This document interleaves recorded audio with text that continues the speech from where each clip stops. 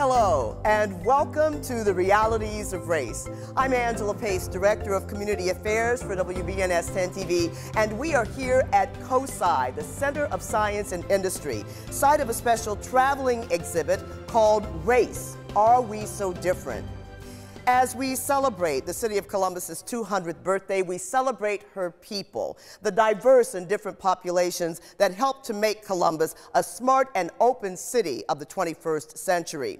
We are a city of similarities and of differences. Among those differences, race. Now, race can at times be a tricky subject to discuss, even in 2012. And yet that's what lots of people, young and old, have been doing right here at COSI. And as we found out, race is not always so easy to define. Race? Oh, that's a tough question. Different nationalities, different colors. Race is just your background, I guess. Truthfully, I think race is what makes you who you are. You might think that it's about where your ancestors are from. Everybody is an individual person, and they all are a different color. Whenever I talk about race, I don't look at it as something that's bad, but something that's unique, something that's extraordinary. I just think it's awesome. This exhibit is designed to get people talking, and we hope that our program tonight will help to prompt some of those conversations. That's exactly what Azuka Mumin, Senior Director of Community Outreach and Engagement here at COSI, is counting on. We wanted to bring this exhibit to Columbus because it's a diverse city, it's a smart and open city, and this fits in with the community connection that we want to have between COSI and the community at large. This exhibit, I know, has specific areas that it wants to look at. Tell us about those areas. Yes, the exhibit is based on looking at race through three lenses. We're looking at it through the science, the biology. Of course, that's the strong connection in COSI. We're looking at the history of race, that race is about migration of people. And we're looking at the lived experience of race. Again, the experience for the individual in each of the racial groups with living with race in America. Are you afraid at all, worried at all about how this exhibit is going to be perceived? Not at all, Angela. The community has really embraced the exhibit and embraced the topic, and I think a lot of people agree it's time to have that conversation. This is the kind of thing that COSI is known for, starting that conversation, having that dialogue, and bringing information, education to the community. So this is still very much a COSI exhibit. In a perfect world, what stays here in Columbus? The opportunity to have a dialogue and to exchange ideals and information with each other, and to accept that race is not a taboo subject. And so we begin by looking at the first of the three lenses through which we will examine race, the science of race. For hundreds of years, we have used visual differences to classify people into races: skin color, hair form, eye shape. And for hundreds of years, those classifications have been backed up allegedly by science. But scientists today say there is no science of race, that genetically, we really aren't that different. It was Ohio State's own Jesse Owens who shattered myths about race when he won 4 gold medals in the 1936 Berlin Olympics, destroying Hitler's theory of the superiority of the Aryan race, a theory based on what today is labeled bad science. Race is not a scientific concept of biology. It doesn't exist in that way. Initially, we tried to classify it and thought of it in the same way that we classified animals and came up with categories of race. But as scientists looked deeper and deeper, we began to see that those differences didn't exist. Early blood typing and blood plasma research showed that there were no differences, but the ideas persisted. Today, the science of race shows that all human life began in Africa, and that over tens of thousands of years, variations evolved as humans began to adapt physically and physiologically to survive in their new environments as they moved around the globe. If you move into a northern clime where your diet is more wheat-based, for example, wheat is not as high in vitamin D. Your skin tone will, apparently, as we've seen, become lighter so that you can absorb more vitamin D from the sun. But as you walk into the exhibit, you can present your hand and take a color sample of your skin. And you'll see that plotted against the color sample of everyone else who's done this recently in the exhibit. And the real challenge is to find the dividing line, to say whose complexion is black and whose is not black. Now, does that really look any different from mine? No, not really. The bad science looked for differences between races, differences that became the basis of stereotypes, oppression, and discrimination. This exhibit, as you can see, is multi-dimensional and features hands-on components, artifacts, videos. We got a chance to take a mini tour to see just what the exhibit has to offer. Steve Witt, you are the manager of experience programs. That's a great title. Basically, what do you do here for the race exhibit? Well, my job in any exhibit that we have is to help our team of teachers to think about what we can teach, how we can help our guests experience all of the different things we do at COSI. So there's an educational component to the race exhibit as well. Absolutely. All right, yes. Show us, this is one of my favorites. Yeah. What is this? And tell us how this works. This is a wonderful story, and this is an example of how science is always changing and is always learning more. When you and I were kids, Angela, nobody knew where human beings had come from, how long we've been on this planet. It was a mystery. But today we have a much better idea, and the story actually starts in Africa 200,000 years ago. Human beings were a very small group that lived in Central Africa there. And it's an amazing story, a story that we didn't really understand until very recently, that all human beings are a subset of those first original humans that lived in Africa. And what a great way to educate people about it, to show them with the dots like that. Steve, one of the components of this exhibit is the science of race. So tell us, in that vein, what is this tool? Yeah, well, this is a tool that was used back in the 1930s, and it's just one of many tools that was used to measure human attributes. And I think the biggest message that this exhibit gives is that you can never separate science from the culture in which it's done. A lot of scientists thought that you could measure cranium size, you could measure the length of thigh bones, you could measure the length of fingers, all sorts of things that they thought would be genetic markers for race. So again, it's interesting to see that the way science works is that sure, science can come up with some pretty crazy ideas based on the culture that it's embedded in, but there are always other scientists who are going to check those ideas. All right, now Steve, I know that a lot of children are going to be coming to this exhibit. And I see you've got a child-friendly area here. Tell us about this area and how you're going to use this to educate folks about the race exhibit. Yeah, well, we have found that topics like race and lots of other topics in science can be intimidating and challenging. And the best way, we believe, to approach that is through yourself. A big part of this whole exhibit is two big ideas. One is that human beings are so much like each other, and two, every single one of us is different. Somebody once told me how many races of humans are there on the earth? Well, how many people are there? Because every human being is different from every other human being. And that's a big thing we want to talk about, that everybody's unique, everybody's individual. What makes you special? And our thanks to Steve Witt for giving us a peek at some of the exhibits here. Coming up next, we're going to learn about the history of race, both on the national stage and here at home. But before we take a break, COSI wanted to ask some teenagers what they think about race. So about 30 high school students gathered here in January to explore the subject of race and to create school lockers as illustrations of their thoughts on the subject. Take a look at what took place that day.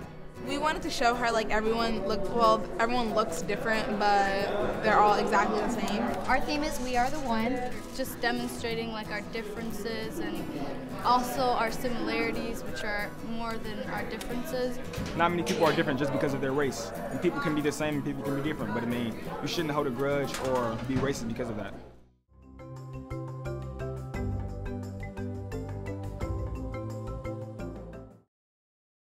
Welcome back to the Realities of Race. I'm Angela Pace, coming to you from COSI, site of an exhibit called Race, Are We So Different?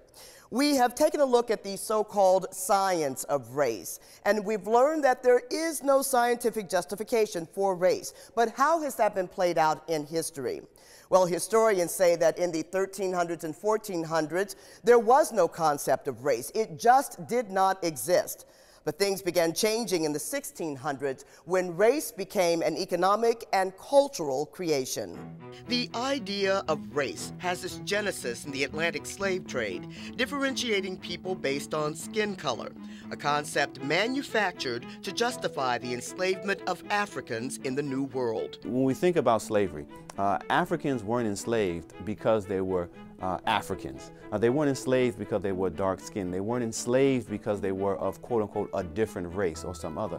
They were enslaved because they could be enslaved in the sense that their labor could be exploited. Over time, the concept of race hardened, legally tying slavery to people of African descent. So we begin to see over the course of just a few decades in the 1600s, race becoming real, race becoming concrete, race becoming a part of the colonial law, so that the difference and the tools used to maintain the exploitation of people of color, African descent, become stronger. The notion of race and hierarchy wasn't limited to people of African descent.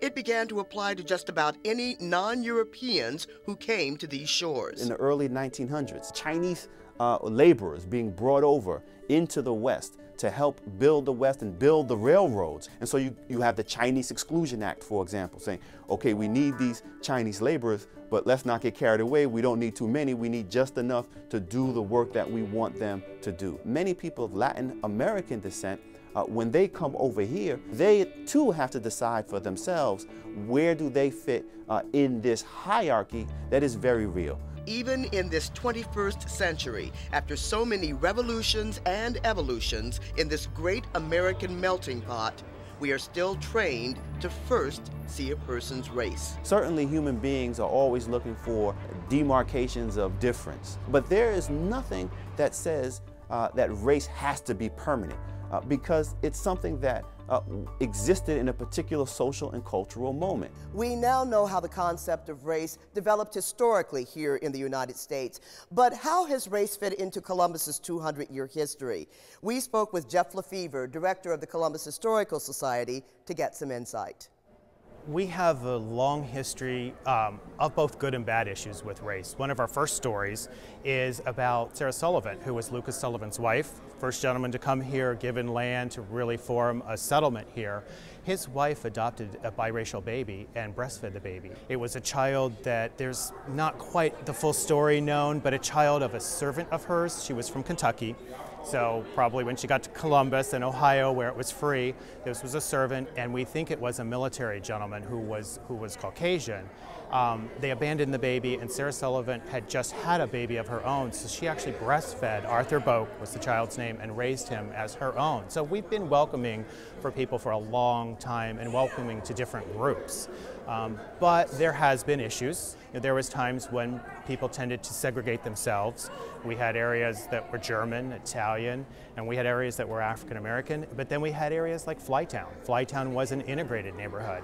We did have segregation here in Columbus. It's something a lot of people don't realize. So Jeff, with regard to your own home and where you live on the near east side of Columbus, you've got this legal document here that's pretty interesting. Yeah, and they actually signed this in 1925, but they started, I'll go down a little further, that the occupancy by a colored family of a single residence on said street would destroy immediately a large percentage of the value of said property. By the term colored person, as used in this contract, it is meant any person in whole or a part of the Negro race or blood, and any person other than a member of the white or Caucasian race.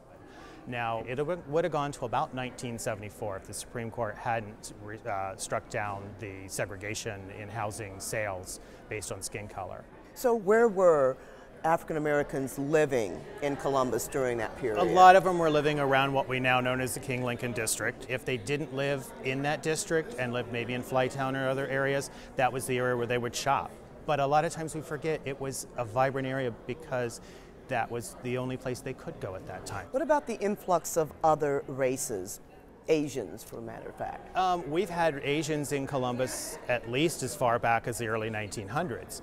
We had a Chinese businessmen's community that used to be downtown, down in the area where the courthouses are now. And people were running various businesses, more service industry businesses, restaurants. Far East Restaurant, which is now known as Wings, out on the east side on Main Street, that started in the 1920s. So we've had other races here in the city for a long time. Historically, where do you think Columbus fits when it comes to race? Has it had a positive racial history, negative racial history? I think it mirrors a lot of what's going on in the country, but I think we've done a much better job going back, like I said, to our founders, you know, who accepted diversity in our city. We've always been an open and welcoming city. We have people coming from around the world for Battelle Institute, for the Ohio State University for generations now. So we've been a very welcoming city. We've had our issues, yes. We've had segregation. We've had small racial issues come up, but we've really been pretty welcoming. What memories do you have about race in Columbus? Go to COSI's Facebook wall and join in the discussion. We've given you a historical snapshot about race in Columbus, but that's the past. What about the present and the future? When Realities of Race continues, we'll share the lived experiences of some of the younger members of our community. By now, you probably noticed some of these amazing photographic pieces throughout the exhibit. The artist responsible for these images is Wing Young Huey, and we'll speak with him about how his work complements the visitor's experience at Race Are We So Different? In the meantime, let's hear what people are saying after visiting this groundbreaking exhibit. I think it's awesome to show all the differences, especially for the young children who come in to say, oh, they're different, but at the same time, they're similar. If you come out and look and see what people have endured, what can be, what was. My daughter's actually in the first grade, and I think at this age it's a really, really informative exhibit to have them expand what they know about race.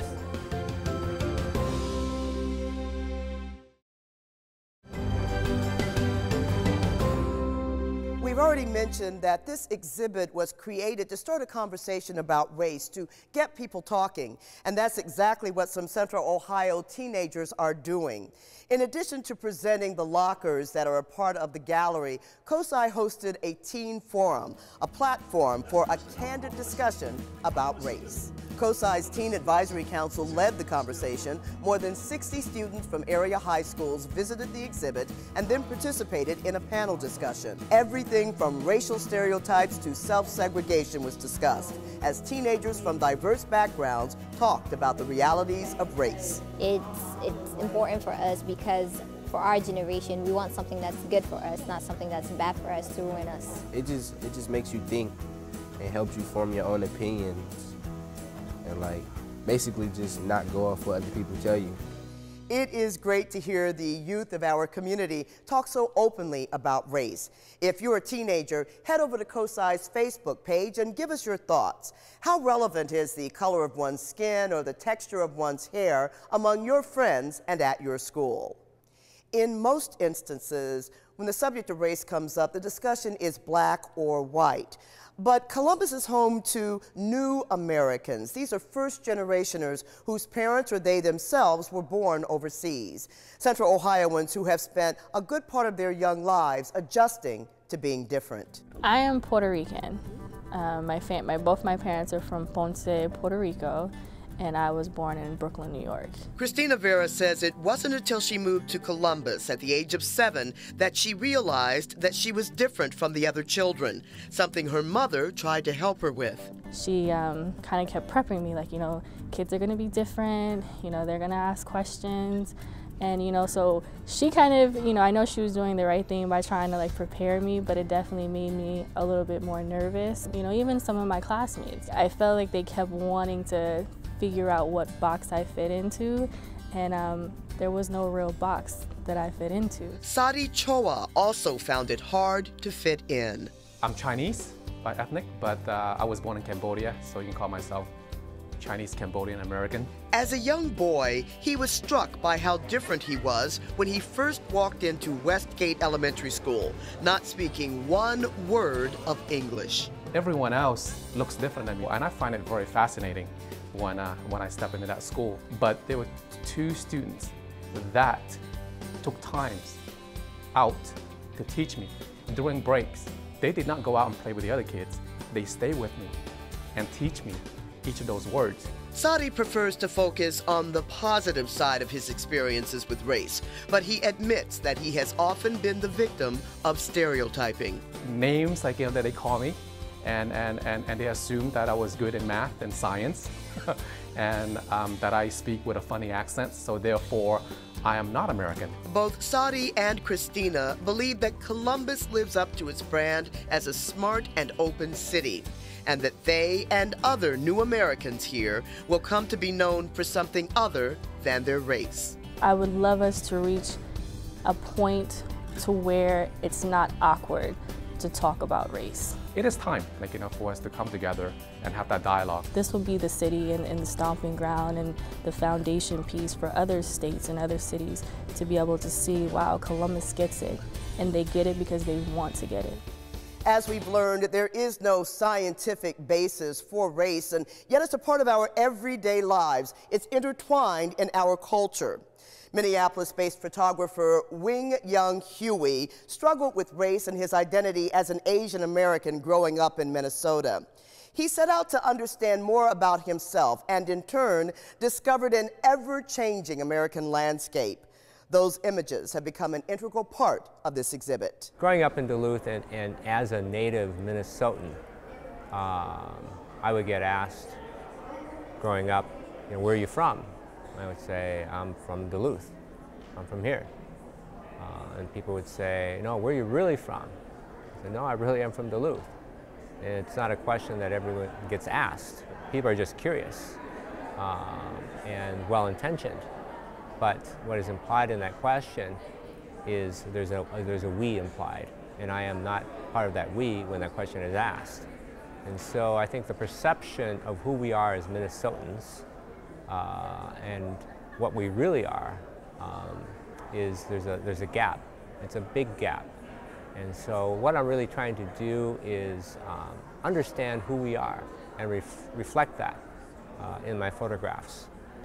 What have you learned about race since you've been focusing on cultural diversity in your work? Mm-hmm. Well, I think it's probably the most dynamic friction in our culture, which is a debate, a fight. Who gets to decide who we are as Americans? So I hear this from all different generations and all different ethnicities. They would say, American people. I said, what do you mean American people? I'm American. And what people are really referring to is white people. So what I'm trying to do is just show the everyday realities of who we are. If there was one thing that you want the folks who come to visit this exhibit, what one takeaway would you want them to have? It's one thing to go to an exhibit and feel that you're enlightened. You have to carry those thoughts with you on a daily basis. What are the ripple effects of this exhibition? How will this affect your daily life? I think it's difficult to look at each other as individuals. We size each other up based on what we think of the other person, and we are formed by what we think by images.